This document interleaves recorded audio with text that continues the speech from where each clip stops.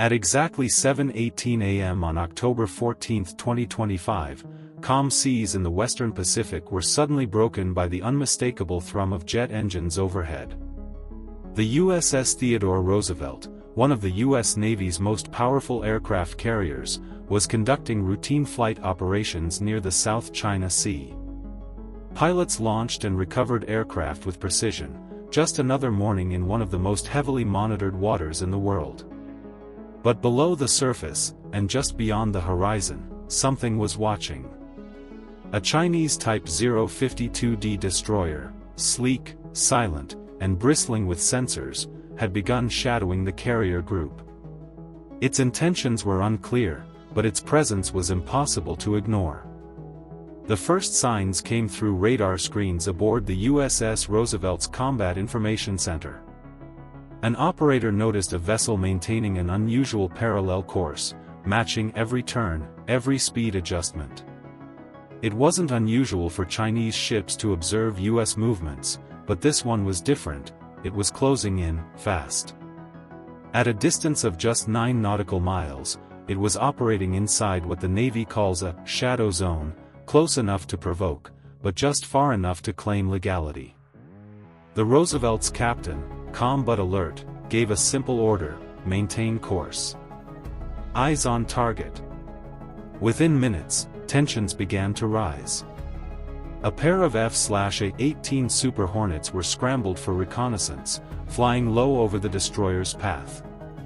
Cameras captured every movement: Chinese sailors standing on deck, binoculars trained on the carrier, and radar dishes spinning constantly.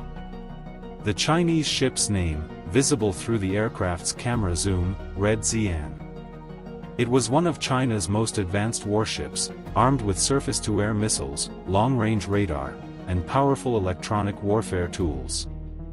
Its presence this close to a U.S. carrier wasn't just a patrol, it was a message. The Roosevelt's escort ships, including the USS Preble and USS Halsey, moved into defensive formation. Their radar systems tracked the Chinese destroyer as it began broadcasting coded signals, likely an attempt to test electronic interference. The U.S. destroyers responded in kind, tightening their sensor locks and switching to combat-ready posture. What began as routine shadowing was now a silent duel of electronics, precision, and willpower. For the next hour, both navies played a dangerous game. The Xi'an shadowed every maneuver of the Roosevelt strike group, weaving through the waves like a predator tracking its prey. It even crossed the group's path at a dangerously close distance, less than 500 yards, forcing the U.S. carrier to slightly adjust its heading. Inside the command room, the atmosphere was tense but disciplined. The U.S. Navy knew the rules of engagement: hold fire unless directly threatened. The mission was not to escalate, but to endure. By 9 a.m., intelligence officers on the Roosevelt received confirmation that the Chinese destroyer wasn't acting alone.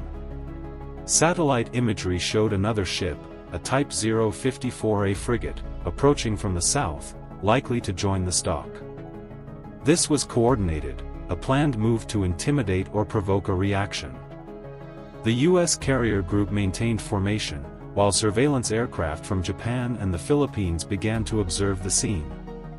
In just a few hours, what started as a quiet patrol had turned into a full-scale geopolitical standoff at sea. As the morning wore on, Chinese media outlets began posting reports claiming that a U.S. carrier had entered Chinese waters, a statement the Pentagon immediately denied.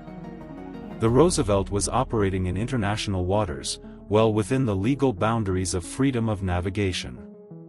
But in the world of perception, China had already begun shaping the story.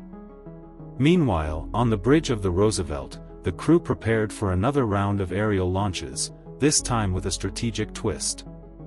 4 F/A-18 Super Hornets took off in formation, flying directly over the Xi'an at a safe altitude, sending a clear but restrained message.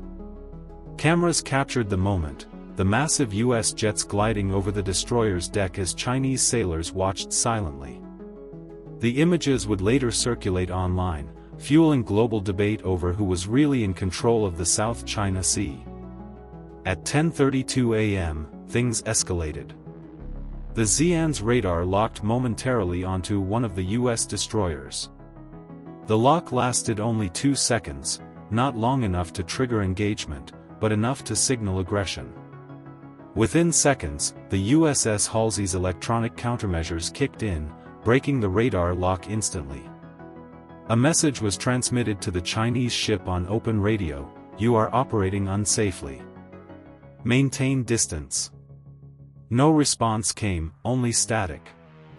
Inside the Roosevelt's Combat Information Center, every console glowed under dim red lights. The captain leaned over the radar display, watching as the Xi'an began circling the group at high speed. This was classic intimidation, aggressive maneuvering meant to test U.S. reaction times. Helicopters from the Roosevelt lifted off, providing aerial coverage while sonar buoys were dropped to detect possible submarine activity. The Chinese Navy had a history of pairing surface operations with subsurface surveillance, and the Americans weren't taking chances. For nearly 3 tense hours, the two sides danced a dangerous ballet of power and patience. The Roosevelt never broke formation, never turned back. Its presence alone, flanked by cruisers, destroyers, and a constant buzz of aircraft, was a message of its own: the U.S. Navy goes where it chooses, when it chooses. The Chinese destroyer eventually slowed down, falling behind the group but maintaining distant observation. It had made its point, but so had the Americans. As evening approached, the carrier strike group resumed routine operations. Flight decks lit up with orange light as jets landed one after another. The tension in the room eased, but everyone knew this wasn't over. Encounters like this had become the new normal, silent challenges, each one pushing the boundary just a little further. The Roosevelt's communications officer noted one final transmission before signing off for the night, a coded burst from the Xi'an, likely a data relay to Chinese Naval Command. It was gone in seconds, but its meaning was clear: mission observed, message sent. Back in Washington, the incident would later appear in classified reports as unusual shadowing activity by PLA Navy assets. In Beijing, state media praised the successful monitoring of foreign vessels.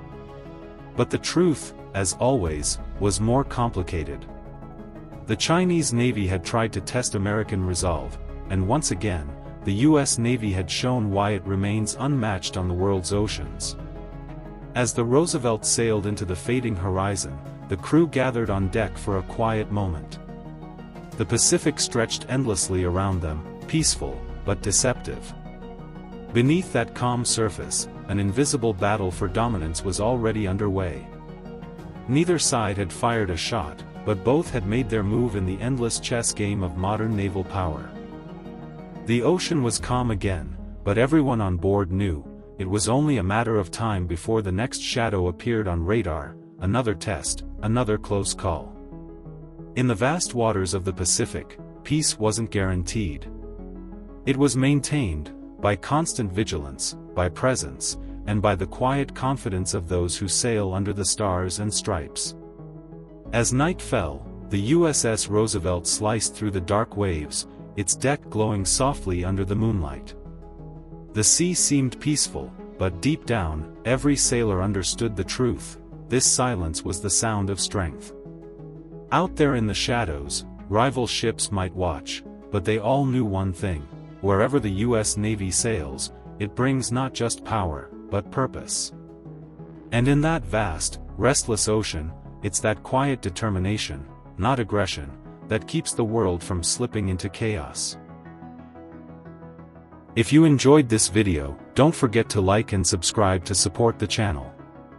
Stay connected with U.S. Navy media for more upcoming videos and engaging content.